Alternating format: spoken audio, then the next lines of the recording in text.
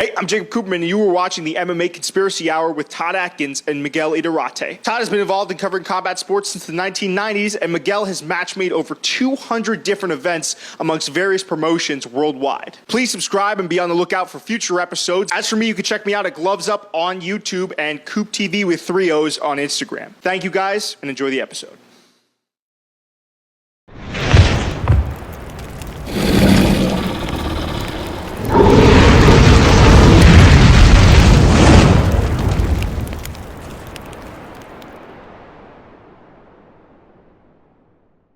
That's a good segue into this Tiki stuff, if you want, because that's another thing that seems to be not getting the proper coverage.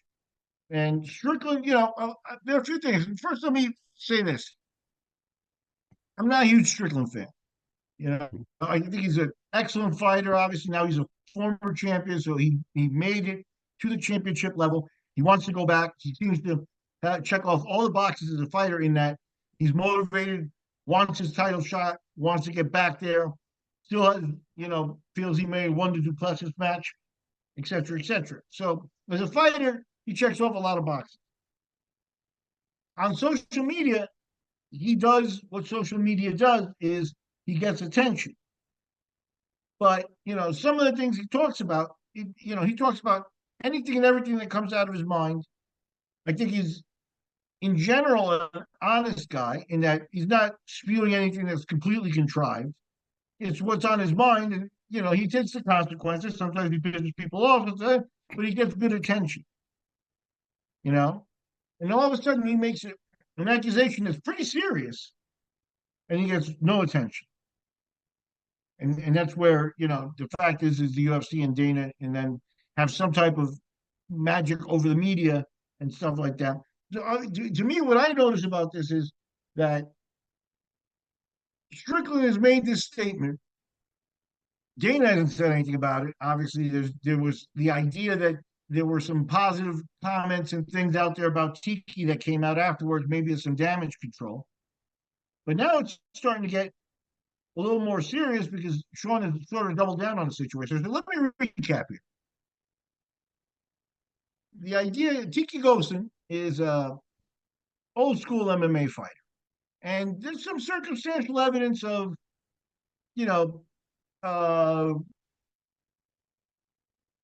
sexual nature to a lot of stuff he did. He liked her. He liked this girl, and he's supposed to be very connected with the UFC. Let me tell you this: this is a fact that some people may not know. I believe Tiki had a 10-7 MMA record. He fought some very good guys. He lost to Robbie Lawler, Chris Lytle, and some very good guys in the UFC. Has wins over guys like Ronald John, Jason Maxwell, guys that maybe didn't make the UFC, but were definitely tough guys. But a 10-7 record. So we're talking about an average to above average fighter. Mainly remembered from those days as Tiki was Tito Ortiz's training partner and sidekick.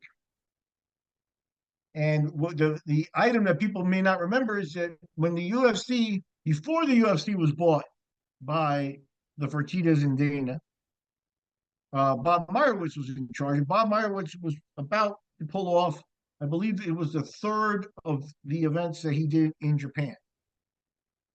And the headliner was Tito against Vanderlei Silva in the famous match where Vanderlei had to chase Tito, and Tito was actually running away from him in the octagon and stuff, even though Tito won the decision. And you could see, one of the things that people may not be aware of is that the Fertittas and Dana were at that show. They didn't own the UFC yet, but they were already in the process of it. They were at that show. And they flew to Japan in a private plane. And Tito was on that plane. And so was Tiki. Now, yeah, Dana managed Tiki. He managed Tiki because of Tito. Like I said, it's a 10-7 record. You can't really think Tiki was a guy who's the sky's the limit. You know what I mean? And Dana had Tito and Chuck. Dana had his eye on real talent. I'm not saying Tiki was untalented, but I don't think he was a prime blue chip guy that you fly over to Japan on a private plane with. But if that was the case, then the allegation that he was is very well connected in the business begins to hold a little bit of water there. Because you're on a private plane, you got to be able to talk the talk, walk the walk, not piss people off. Tito managed to lose his relationship with Dana completely. Dana calls him a moron in public every chance he gets. But Tiki managed to keep that together and still be now one of the more connected managers. So that idea that he's got a long-term relationship and protection, there might be some circumstantial evidence of that. I remember, I'm not sure which fight of Tito's he did. Might have been the Mesger fight. And after the fight, he won, and I was at that fight, and there was a whole altercation with Ken in the back, and that would lead to Ken and Tito on the TV show, and big things for them later. And it might have been Abu Dhabi too, because Tito had a good run in Abu Dhabi, but I don't remember which of the two times I talked to Tito personally. And I was like, "So what are you guys doing after that? You're going back to training? You're going to go do another competition? What are you doing?" And he said, "No, we're going on tour with my friends Korn, the band Korn, Korn." And Korn's got that kind of deviant sexual kind of innuendo around them and some of their stuff, Freak on a Leash, and that whole thing. I'm just saying that to say that Tiki's completely clean cut and just a corporate manager and stuff like that. The circumstantial evidence doesn't show that. So I went on tour with Korn. On tour, not to a concert, on tour, which is banging chicks on buses and things like that. And if that didn't happen and I'm wrong, I don't think it's a far leap for me to think that, and Tiki was involved. Like the end of that tour ended with them all going, Korn and Tito and Tiki and everybody going to a porn convention, which is where Tito met Jenna Jameson, the porn star that he eventually, I'm not sure they were married, but he had kids with her, and they had a tumultuous relationship in public. Okay, so, again, so Tiki's been around, and that type of activities where it's like, hey, if you're on tour and you get multiple girls and things like that, it's like, what floats your boat afterwards, So now the allegations are that Sean Strickland said is that he was approached by a woman that he abused, that he assaulted in some way. And that stuff didn't come out at all in the media. Now, Strickland doubled down on this and said he's had other women come forward and that the stories have gone just downhill from there, that what they're actually telling him is really bad behavior, and Tiki doesn't look good. And Sean, sometimes being, the Superman with the S on his chest, wants to help the girls and, expose this and things like that. Maybe, could he be wrong? Could it just be Sean talking? Yeah, Sean talks an awful lot. But could he be that dumb? Some people accuse him of maybe not being too smart. I don't think he's as dumb as people put him out to be. I think he knows that he's a star, that he's become an unlikely star, and he's trying to take the most advantage of it as possible. There could be nothing more detrimental to that than taking on the UFC and their establishment. Yet that's what he's doing, which makes me think that he feels that there's definitely some truth behind it. He's offered to crowdfund and help fund a lawsuit and an investigation for this, and now he's got multiple victims. And again, the Tiki defenses are not there. Tiki supposedly was going to countersue, but we'll see how that goes on, or sue for libel and then backed off, or what happened there. Interestingly, I was just doing a little research before this. Aljamain Sterling is one of Tiki's managed people. Now, this would bear some interesting research. Aljamain Sterling is a Northeasterner, and he started out on a CFFC show. Why didn't Arias Garcia, the CFFC manager or matchmaker there, why didn't he handle Aljamain's career Or how did he get handed off to Tiki, a West Coast guy? There's some funneling there going on that we've talked about before. That this might be another example of there. But Aljamain Sterling was managed by Tiki and is a high profile guy, another former champion, another guy kind of at the top of the game still. His statement in public was not, hey, I don't think, Tiki's a good guy. He's always helped me out. I don't think he did that. Not anything like that. He said, this is the first I've heard of this. And I just want people to know that it doesn't reflect anything on me personally. Yeah. That sounds to me like Aljamain, at least looking at Tiki, who is not his root manager, who he's known for his whole career, but somebody who was funneled to, that he looks at him and says, he might be capable of that. That's what that statement tells me. Yeah. So I think based on some of the information that's out there and what Sean is saying as a high profile guy, what we know about him, this might even tie into the UFC lawsuit, because if there is a management structure that funnels people to certain old friends of Dana's and stuff, and managers like Monty Cox and people got shut down, here's another prime example, if you get to the bottom of it, of the monopoly that's involved here. Yeah. Tiki might be a professional now, but it's just stuff that's kind of coming to roost later. Yeah, and again, you're talking about guys that have gotten away with this stuff for 20 years. Dana tells them not to worry about it. They don't have to worry about it. They can go and, get mad, show guys on shows that they have nothing to do with, that they don't know the people involved with, and say, give us your guys or you won't get in the UFC. Could that be what went on with Aljamain?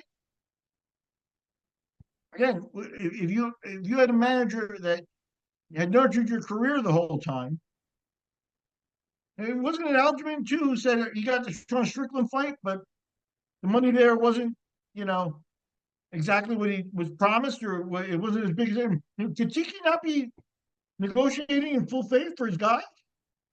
Yeah, they had him on video doing it, in that little documentary they did. Describe.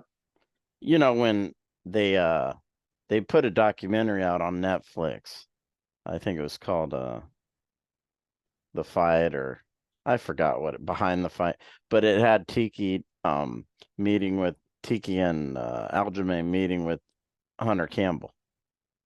And Hunter saying, Aljo, you don't have to fight, blah, blah, blah. They wanted him to turn around quickly to fight O'Malley. And Tiki was just kind of sitting there on his hands, not really saying anything, maybe hoping Monty that... Cox, as a difference, and I know times have changed and things like that, but as a difference, Monty Cox would not even have allowed his fighter to talk to Campbell directly. Right. Yep. So it's just it may be something that what's driving Strickland is that not only are the women victims, and let's try to keep them in memory that if they are truly victims of some type of assault or some type of abuse and stuff like that, then that's primarily what needs to be taken care of here. But there could also be a path towards unearthing a lot of other problems in the UFC's current structure. Right. I don't know. It's the messenger's difficult because Strickland's kind of a... Huh? Yeah, that's Mystic Miguel for you. Right. I mean, the messenger might not be the right guy because Strickland's a bit of an oddball, but I agree. And that's one of the things that allow, but here's the thing is then this also presents, he's sticking his neck out. So this also presents an opportunity to take the oddball and shut him up. And he's sticking his neck out. And I think that, like I said, not only they might look bad or that, but he if the UFC continues to run the way they normally do, he could be putting his career at risk to make these statements. Oh, certainly. So oddball or not, he's, without question. Again, now here's some people have used the word dumb about him. And again, I disagree with that. And I think it's kind of insulting. I think he's a guy that does like to hear his own voice. and he'll give you an opinion on anything, even if he's not an expert, which is maybe why people say, "Oh, he's," but no one can be that dumb. I think he believes he's right. He's not doing this just for publicity. First of all, if he's doing it for publicity, like, yelling at trans people or supporting Trump or things like that, if he's doing it for publicity, it's backfired because he's not getting a lot of publicity, right? And Right. if he's doing it for publicity, he's putting a lot at risk. So at the end of the day, wrong or right, Strickland believes he's right, Hmm. believes that he's onto something here that needs to be fixed, as a champion for the cause and the common people and stuff like that. So yeah, I think it's an interesting thing, and I do think that Tiki and his history um gives me the impression that it's at least possible, that the allegations are at least possible. It's not like he's a squeaky clean guy. Like, you could select other guys. Like, for example, I know Chris Lytle, who was a Tiki opponent pretty personally. You know, if allegations like this came out about Chris, I would say, I would stand up and say, I don't think so. Chris has been married to the same woman, has 4 kids. When he was on the UFC TV show, he went there with the strategy of not making a fool of himself on TV because his 4 kids were now in college and stuff like that. Might see that someday. He was a man, he worked a fireman's job the whole way through his career and stuff like that. He was a man cut from a different cloth. And I think if had been his people, if he managed me, for example, I would come out and say, no, I don't think so. I don't think that Chris is capable of this kind of thing. And I don't mean to use Chris as an example or anything like that. Right. I don't know. It seems to me like Aljamain Sterling was not able to do that for Tiki. And some of the stuff that has been around him for years, those guys, Tito, Tiki, they all went to some fights in Nuevo Laredo with John Lober and stuff. And I'll just leave this for the people out there. Look up what Boys Town in Nuevo Laredo is. Look up what Boys Town in Nuevo Laredo is. And that's one of my memories of these guys. Right. So, having fun when you're 25, and if you can't get out of the cycle when you're 47, can come back and bite you in the ass. That is true. Yeah. That comes up with alcoholism, sexual addiction, all kinds of things. And that could be what you're seeing. That's happened to a lot of people, with all the Me Too I've kind been of to things. fighters. I've been down for fights in Nuevo Laredo a couple of times. And there are fighters that will go to Boys Town, and there are fighters that won't go to Boys Town. Tiki went to Boys Town. I Look it up wouldn't if you even don't go know. to Laredo at this point. It'd probably be a little dangerous, don't you think? Oh, it was dangerous back then. It's I more speak dangerous Spanish, now. so yeah, probably, but I think some of those influences were still there. There were drugs, and you know, there were prostitutes in wheelchairs. Yeah, it gets weird, man. So, take it for what it is. When I look at what I know about Tiki, I'm not saying he did it. I'm not saying I have any evidence beyond the fact that, knowing what I know about him, it might not surprise me if they do find him guilty of something at some point. Well, they'd have to bring out evidence, and I think that's going to be the hard part for Strickland, because if he thinks the MMA fans are going to crowdfund it, I think he's misguided.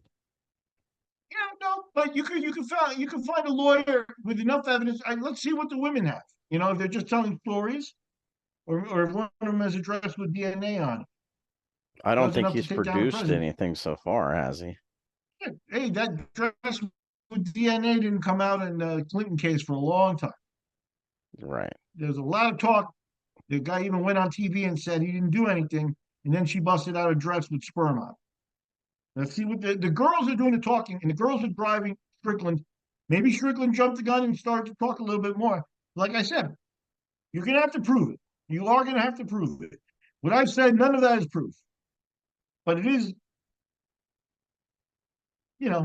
evidence of his lifestyle, and that evidence, to me, says it might be true. It warrants looking more into it, and it warrants more attention than the MMA media is giving it. Do you really think anyone's going to look into it? I don't know. I don't know. With the I power don't that know Dana because has and Hunter have, I think it'll go away, most likely. yeah, or um, this is also speculation, but it also goes back to what does Tiki have on Dana? What is Tiki? Or could Tiki become like a James Krause? That's time to let the guy go. His value to the company's not there anymore. Let him go. Go defend yourself. Let us know how it goes for you. Yeah, it'd be interesting if that played out. Yeah, it If they would cut be. him loose for some odd reason, Mm-hmm. Yeah. Yeah. Crazy stories. Crazy stories. Maybe tell us what you've been doing since last time we had a show, Oh MMA gosh. So collector and stuff like that. You probably haven't been able to produce much lately, right? the MMA collector's been on hiatus. I moved. You can see I don't have my background anymore, but the house is a little bit different. It's not, a huge upgrade or anything like that, but I got to move. I have a huge upgrade in jobs that I'm going through. So I'm in a new job employment, Awesome. which I'm very happy about. And you know, doing the same old stuff with the dogs. I have replaced my computer. I dropped a fucking soup on my old computer. So, as dumb as that sounds, I fried it. So I had to get a new computer, which isn't easy to find all your logins and everything like that. So it was a lot of scrambling around like that. So, but I'm back. I'm back, and I promised last show that I was going to deliver an interview with a former champion, who I had helped get a replica of his belt made, and I just shipped him yesterday the tracking number, so the belt's on its way to him. So I will be delivering that interview for everybody soon. And Awesome. this guy's not only an old-time champion like that, he's also a guy who's an integral part of MMA today and manages and trains some of the names that are clearly big and recognizable here in the UFC and in the MMA game now. You always got to keep the liquids away from the computer. That's It was 1 in the morning. I was hungry. I made a freaking one of those powder soups just to scarf down, and the fucking thing was hotter than I thought, and it went wrong. And I spent a week uh, before I replaced the computer, and that set me back a little bit. So you know, same old shit. Still, Miguel's still doing dumb stuff. I wasn't even drunk. It's like people are like, "Oh, he was probably drunk," because if you know me, but I wasn't even drunk. I was just stupid. yeah. Yeah, it's great to do another show again. I'm excited to be able to give another MMA conspiracy hour. It's like a double dose here of two different stories, kind of back to Yeah, back. And both of them are going to be interested to see how they play out the Spear show and this if Strickland can produce anything or if Tiki disappears or whatever happens there. yeah, Uh, yeah. The fact is when right before we went on, when I looked at the show, things like the Aljamain Sterling information and his statement, and there are now a few other sites that are headlining, allegations of abuse, Strickland, Tiki, going back and forth and stuff like that, which wasn't there a week ago when I this first came on my radar. Um, so I don't think the MMA media is going to jump all over it, but if there's that type of allegations, then what was I think his name was War Machine. I forget right. John Oppenheimer. Copenhaver. Um, yeah, so those guys, you know, there comes a point where you do something that gets the attention of other media than just the MMA media. And if some of what Strickland is hinting at here and saying, uh, you know, kind of backing up a little bit is true, then this might be one of those cases. So we'll see. Yeah.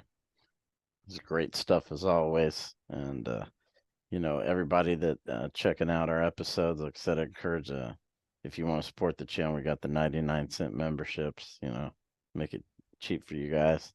And we always appreciate your viewership and checking out the channel. Make sure you check out MMA Collector. Miguel's going to be back at it here again soon, and we're going to be giving you more of this stuff again. Once Miguel gets rolling, we all get rolling again, and yeah, Yep. look out for more stuff. Yes, sir. Thank you, Todd. Always a pleasure. Always a pleasure to talk to you. And I think that these are subjects that should interest people, right? Right. I mean, there comes a point where the people saying, "Oh, nothing can happen." I do see Dana under increasing pressure. Yeah. The MMA, the lawsuits coming up. In October. The Sphere show is not going to be what it's cracked up to be. I still haven't seen, the Eastern Europeans invading slap fight. He's got his way of being Teflon and a lot of those things bounce off of him, but he seems to be catching little black eyes here and there a little more often. And again, the Tiki thing, no one knows if anything's going to happen of it. No one knows if it's true or not yet. But I think I laid out a pretty good way there that it could actually tie into this monopoly thing, including down to the the thing about monopolies and mafia organizations is a lot of times the leaders don't even have to say anything. So it's not like Dana pulled all the MMA media and said, "Quash this Tiki thing." He didn't have to.